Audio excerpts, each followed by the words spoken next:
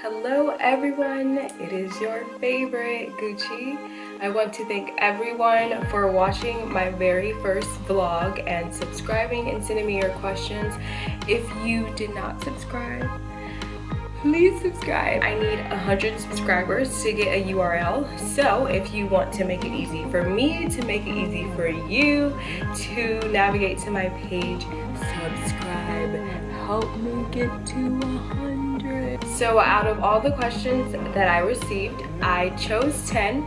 The first 6 are some easy questions and the last 4 require a little bit more conversation. So let's get to it. Question number 1 was about my tattoos. I finally counted and I have 28 tattoos. Some of them are pairs, so people think it's 2 tattoos, but I count it as 1. So if you want to count them all separately, it's more than 28, but according to each piece, I counted 28. No, I do not plan on getting any more. I don't even know how I got all these tattoos. I swear I just woke up and was like, what? But no, I don't regret them, and they all tell a story. Actually, my favorite tattoo would be the tattoo on my side. It is a black heart, and it has wings on it, and the wings come up my back and up my stomach, and it's a really pretty tattoo. I love it. It means a lot. It represents a time in my life where I felt I was in a dark hole. So when I finally got out of that relationship, I was the happiest. No way. Who is this? Hello?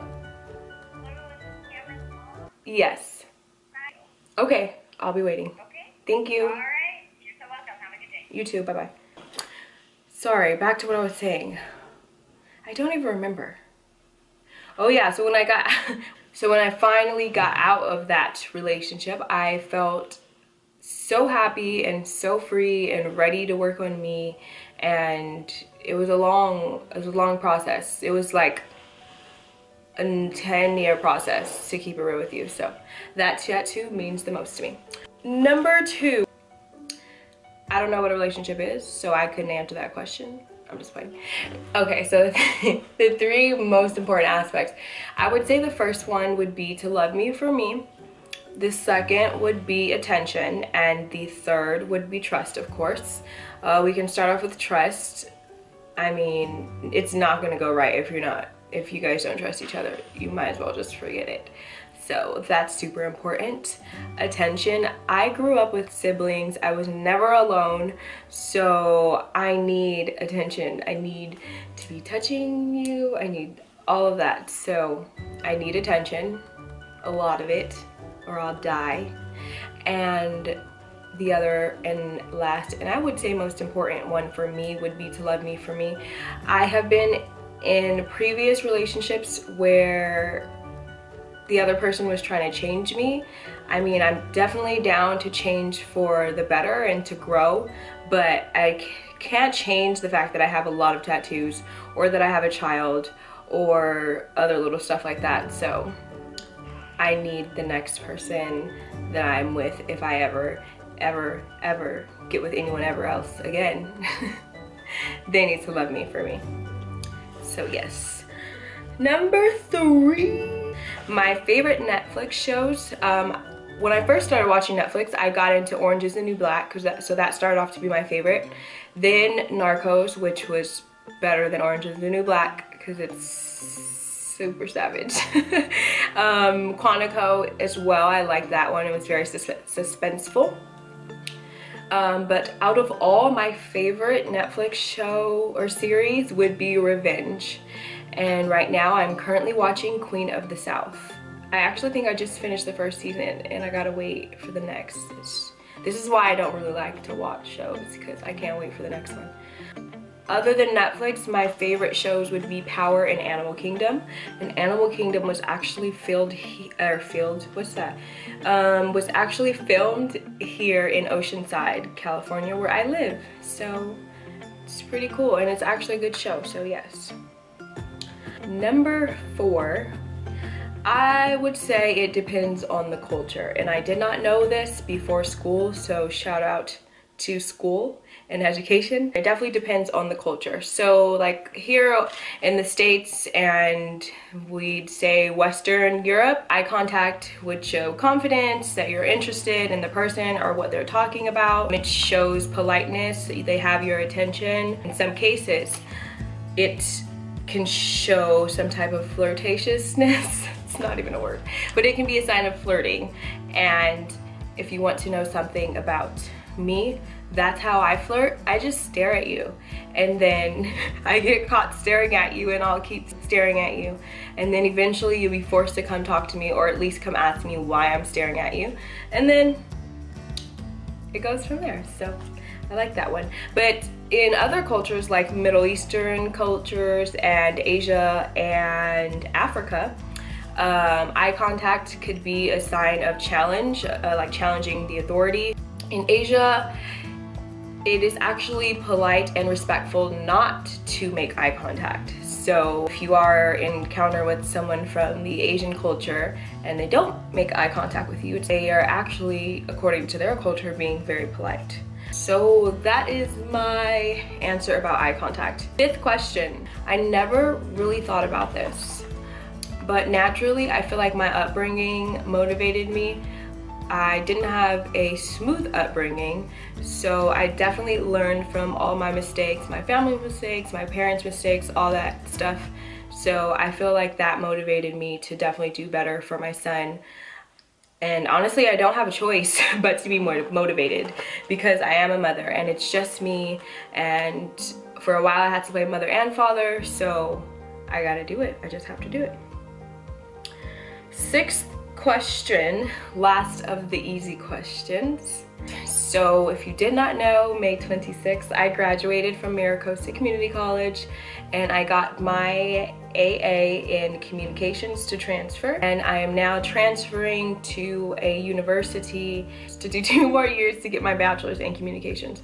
And with that degree, I want to do PR work, I want to do TV personality, I definitely want to be in charge of putting out positive news and entertaining people, and motivational speaking. I've always wanted to be on TED Talks. I love TED Talks, and I am driven to make it to that point where I am educated enough and confident enough to go and speak in front of thousands of people at TED Talks. So those are my goals. Now, oh, this is so tiring. Just kidding. The deep questions. Number 7. Let's see. Well, they found me off Instagram, which was very, very cool. It was a 4-day shoot. 3 of the days were at a mansion, and the last day was at the club. I loved the experience. I got along with all the girls. It's rare that you do a shoot with a handful of girls and you guys all get along. I mean, you know, we just all have hormones, and it doesn't happen, but this time it did, and there's 12 of us. So for that whole 4 days, we were together every day from 7:30 in the morning to 10, almost 11 p.m. and we had so much fun. We vibed, we laughed the whole time. The crew took care of us. We had food, you know, breakfast, lunch, dinner, snacks in between, drinks. I don't think we had drinks. Maybe I brought drinks. I don't know. We didn't. Maybe I didn't have drinks. Delete that part. There was no drama whatsoever, other than actually I think the sprinklers went off in the house and flooded one of the rooms or something. It was crazy. I heard a whole bunch of chaos, and then you just see people running and their clothes are wet. I was like, what happened? But they cleaned it up really fast, and that was like the most chaotic part of the shoot, but it was kind of funny. One of the days of shooting was actually Trey's birthday, so it was really cool. They made t-shirts for us to wear, so we all had matching t-shirts that said happy birthday Tremaine, and we surprised him when he came down for lunch and had a big, it wasn't like a party, but it was a party. Like, it wasn't intentionally a party, but it was a party considering how many people were there and the great energy. I mean, like, everyone was cool. I didn't have any issues, from the security guards to the drivers to the assistants, the makeup artists, the hair artists. Like, everyone was really, really cool. So It was a great experience. We actually didn't even know that it was going to be pressed as a real show. We thought it was going to be a music video, and you know, they were going to do the whole show thing. We knew we were doing the love show, but we thought it was for a music video, so I thought it was known to be fake. But like a couple days after shooting, we found out that they were going to push it as a real show. And I was like, that's crazy, because I don't want people to think that I'm on the show Looking for Love on TV from Trey Songz. Like, no, you can have any girl you want. This is not me. But it was cool. I didn't care, knowing that it was a joke, and seeing everyone's comments when it came out about it was super funny. So I love the experience, and I would definitely do it again. As far as Trey Songz, he looks like his pictures. He's just as handsome in person, and honestly, he's really cool. He wasn't a jerk whatsoever. He sang a lot throughout the day, which was entertaining. Who wouldn't like to hang out with him all day with 11 other girls? It was fun though, so yes.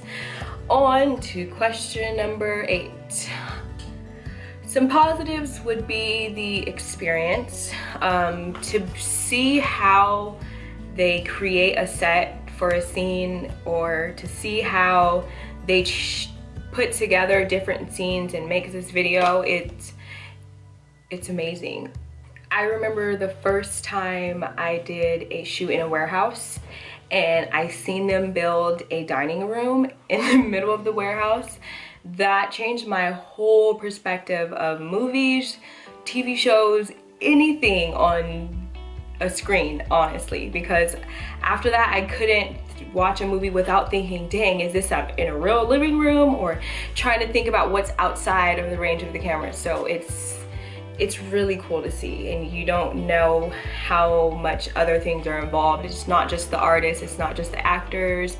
There's so much involved in it, so it's great. It's really cool. You get to network, you meet a lot of like people. So of course you're gonna meet other models, you get to meet directors and actors and the light boys. Like, you know, you get to meet so many different people, and you know, if you have that aura about you where they're gravitated to you, or you guys get along, or what have you, it's super cool, because they're gonna remember you, and you might need that opportunity later on, or you might need them later on. So it's great. For instance, I met the director on the Tremaine shoe, and then a few months later I did another video and he was there, and I didn't recognize him, but he recognized me. He was like, hey, Gucci, and I'm like, hey, and in my head I'm like, who is this guy? But I'm gonna play it off. I'm like, hey, and he's like, yeah, it's me, Ryan from the Tremaine show. And I was like, oh yeah, that's why you look familiar. He loved me, and he gave me more FaceTime in that second video that I met him on, and it was great. So it's really cool. You get to network and you get to meet people. Some of the downsides of the model life, unless you're with an agency or you're very consistent with your social media and you brand yourself really well, it's really sporadic. Like, work is really sporadic, for me at least. Like, there'll be times where I get like 3 shoots a month, and then there's times where I didn't shoot in 3 months. Like, that's what's happening right now. Yeah, it's pretty sad. I'm starting to think they don't like me, but whatever. Another downside, you just have to be really prepared and not dependent on the check, because sometimes it's cash, sometimes they write you a check and you have to receive it in the mail, and it takes a long time and it gets taxed. So I learned my lesson not to budget whatever money I was expecting for a shoot until I get it in the mail. So last downside for me would be my tattoos. They limit me to certain roles and for videos, acting, and all that stuff. So it's kind of discouraging, because I feel like if I covered all my tattoos, I can do whatever you're asking me for just as well as if you see my tattoos. But I guess the look is, you know what, not what they're looking for. I don't know. So sometimes it is discouraging, because I want to play a role being a teacher, or I don't know, someone who doesn't have tattoos, but I have tattoos, so whatever. Okay, so number 9, second to last question. I am definitely more responsible. Before I had Cameron, there was a time in my life where I got in 6 car accidents in 6 months, and although 5 of them were none of my fault, that's crazy. I was obviously living the fast life. I was, I was everywhere. So yeah, now that I have a child, I definitely can't be gone all the time. I can't do mad drugs. I'm just playing. I just can't do the things that I was doing before I had a child. So I am definitely more responsible. I am now more understanding. I have a better relationship with my mom because back then I didn't understand why was my mom not home, or why was she doing whatever she was doing at the time, whatever it was. I didn't like her. Me and my mom didn't like each other for a while, and I moved out and I had a kid, and that's when we got our closest, because I feel like I was finally able to understand and put myself in the shoes of being a mother at a young age with children. She had 4 children. And the last way it's changed me is I'm obviously more driven. Like I said before, my upbringing motivates me. I want to have better things that I had. I want to have a better relationship with my kid. I want to my son to have a better life than I did. Some advice I would give to some of you single mothers would be to remember that they are always watching and always listening, and they are like a sponge. I know you hear this all the time, and I hear it all the time, and I'm like, rolls eyes, I know this already, but they hear everything. It's so crazy. I remember talking to my mom on the phone, having a whole conversation, and later on the day, I had mentioned something about whatever the conversation was about with my mom, and Cameron finished my whole sentence and said exactly what I said earlier that day to my mom. I was like, boy, stay in a child's place. So yes, remember they're always watching, always listening, so you definitely want to be aware and set an example, because they're going to do what you do.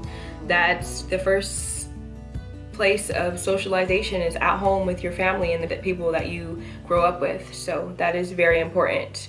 Second thing I would advise is to be your child's best friend. At the end of the day, you are their mother or you are their father, but you definitely also want to make them feel comfortable enough to come to you and talk to you about certain issues, sex, bullies, I don't know, whatever other stuff. My son's only 6, so I haven't figured all that stuff out yet, but yeah, you just definitely want to make them comfortable enough to be able to talk to you. Otherwise, they're not going to talk to you, and that's more secrets. Get advice from someone else. It might not be the best advice, whatever it is. So you definitely want to make sure you have that connection with your kid. And the last advice I would give for single parent is to be independent.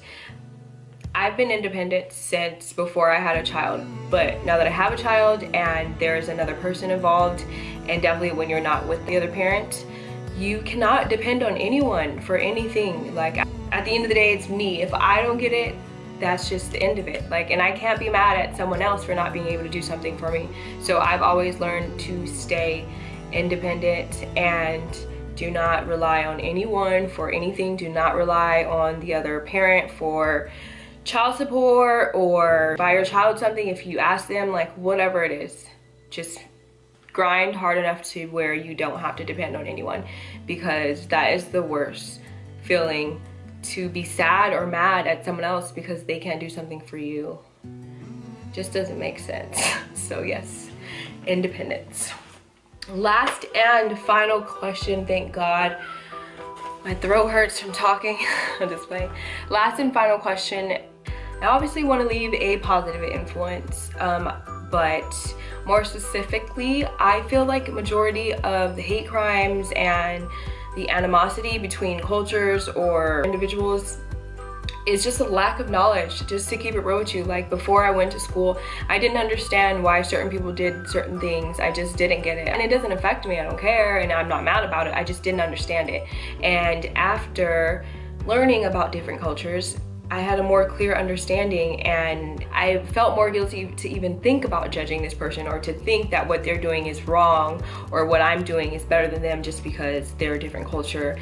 And I'm not ethnocentric. So after I educated myself, things don't really bother me as much as they used to, because I just think about it like, dang, that's just who they are. That's just their culture. That's just how they were raised, whatever, and just move on. So I want to educate people. I want to be that person to encourage togetherness. There's no reason for us not to get along. There's definitely reasons for us not to get along, but in general, I just want the world to be a more loving, happy, safer place. So that wraps the question and answers vlog for today. I hope you guys enjoyed my answers. Feel free to send me questions if you have them along the way. I would definitely answer them for you right on the spot. So stay tuned and don't forget to subscribe, please. Thank you. Love ya.